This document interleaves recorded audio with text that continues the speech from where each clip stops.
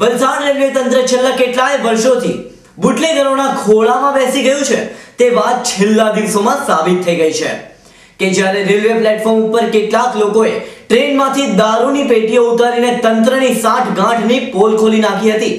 ટ્રેનમાંથી રોજ દારૂની પેટીઓ નીચે ફેંકાતી હતી।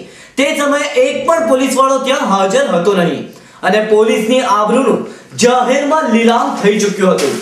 પરંતુ બુટલેગરોને સલામ મારનાર રેલવે પોલીસને મંદિરની મેટરમાં એટલું બધું સુરતાન પડ્યું કે આખી ફોજ લઈને ડીવાયએસપી ગણાતા સ્થળ ઉપર દોડી આવ્યા હતા અને ભાવિકોના બરાડા તોડી નાખવાની તૈયારીઓ રાખી હોવાનું જણાતું હતું।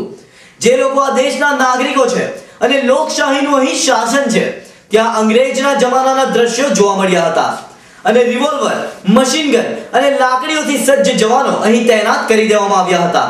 તો સવાલ એ થાય છે કે જો બહાદુરી બતાવવી હોય તો ગેરકાયદેસર રીતે થઈ રહેલી દારૂની હેરાફેરી અટકાવવા માટે ફોજ કેમ ખડકાવવામાં આવતી નથી?